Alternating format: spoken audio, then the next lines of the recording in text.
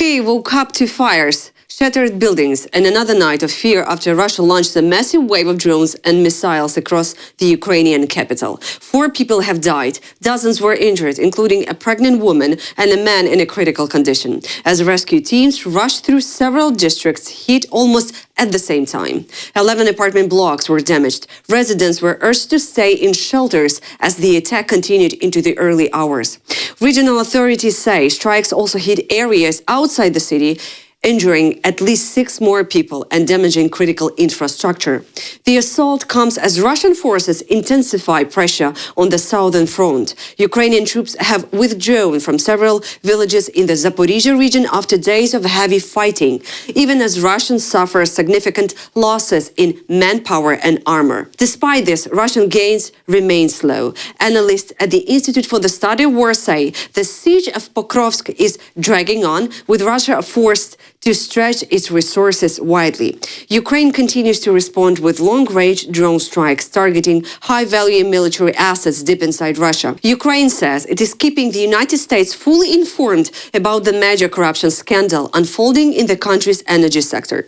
Ukraine's ambassador to Washington, Olga Stefanishina, told NBC News that Kyiv is in active contact with members of both the U.S. House and Senate, sharing updates on the investigation that has already forced top officials out of government. When asked about a scandal involving President Zelensky's administration, Stefanishina clarified that the case concerned 2 government officials who do not report directly to the president. She highlighted that within 24 hours of the allegations becoming public, President Zelensky asked those officials to step down. They were suspended and Parliament will consider their dismissal next week.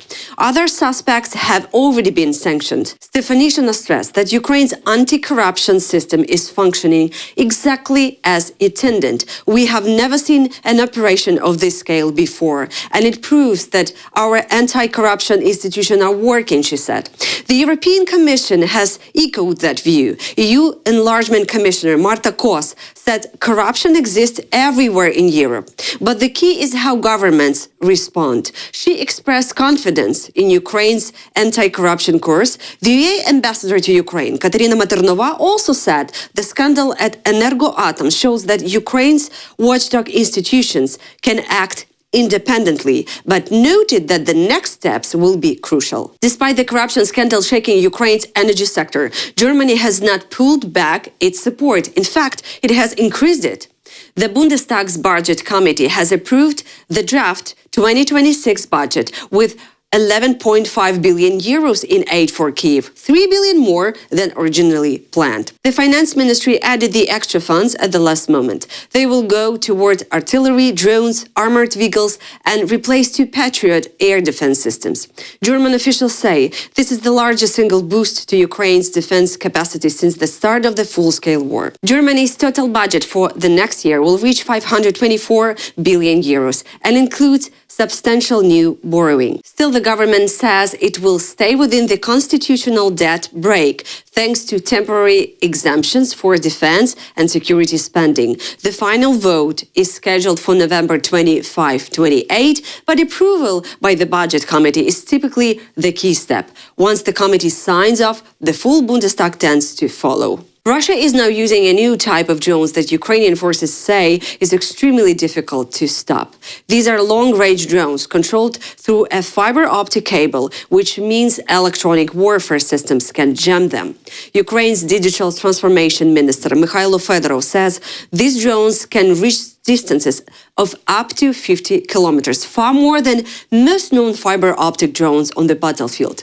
And they are already affecting Ukraine's logistics on several frontline sectors. Because the signal travels through a cable, radio jamming simply doesn't work. The only way to bring such a drone down is to physically shoot it, often with a special anti-drone rifle, which requires speed, accuracy, and quite a bit of luck. These drones are heavier and sensitive to wind, and the cable can get tangled, but Russia is trying to extend their range and has already used them in the east of Ukraine. In some areas, they threaten critical supply routes, forcing Ukrainian troops to cover vehicles with protective nets. Fedorov says Ukraine is already testing counter-technologies together with several brigades. Ukraine has carried out one of its largest long-range strikes in months, using newly developed domestic cruise missiles to hit multiple Russian military sites in occupied territories and several targets inside Russia itself.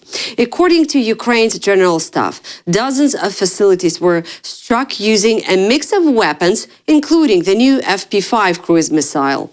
Experts say the FP5 can fly up to 3,000 kilometers and hit its target with an accuracy of about 14 meters. It carries a powerful payload, making it one of the largest cruise missiles of its class in the world. It's often called the Flamingo missile because early test version came out pink, a manufacturing glitch that turned into an unofficial nickname. In occupied Crimea, Ukrainian forces hit an oil terminal, a helicopter base, a drone storage facility, and an air defense radar near Yevpatoria.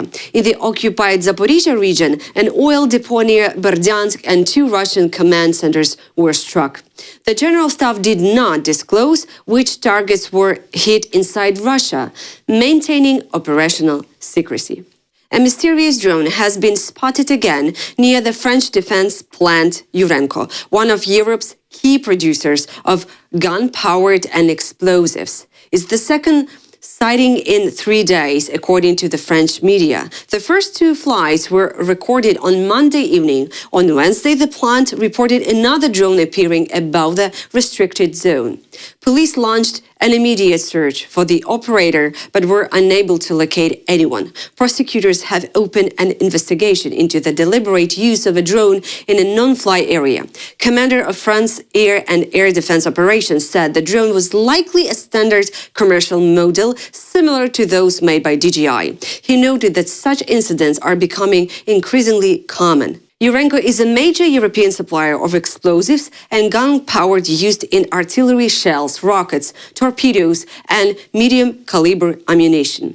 This incident is a part of a wider trend. France is also investigating a drone that reportedly followed a convoy of Leclerc tanks. And in Belgium, a series of unidentified drone flights over a strategic site has recently disrupted airport operations. Karol Nawrocki has now marked his first 100 days as Poland's president, and the country is clearly divided.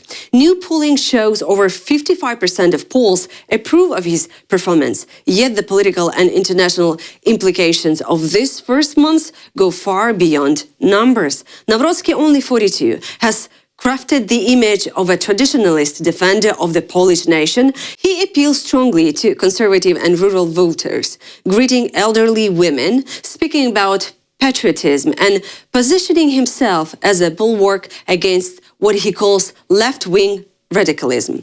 He openly opposes LGBTQ+ rights and frames his presidency as a cultural battle for Poland's identity.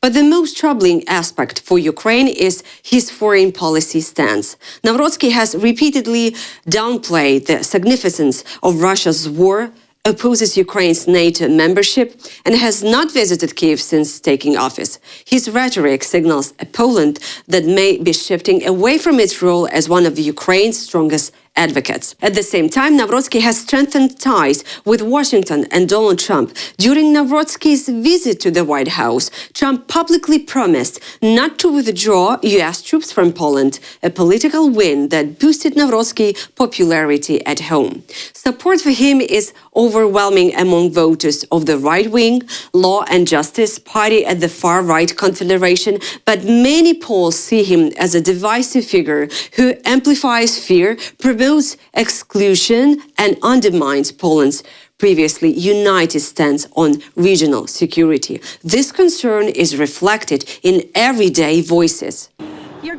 As I generally assess the president negatively, I am not fully focused on what he has done over the last 100 days, because what he says, supposedly putting Poland on a pedestal while simultaneously reducing the importance of the war in Ukraine, for example, is sad for me personally. That's all for now. For more content, please subscribe.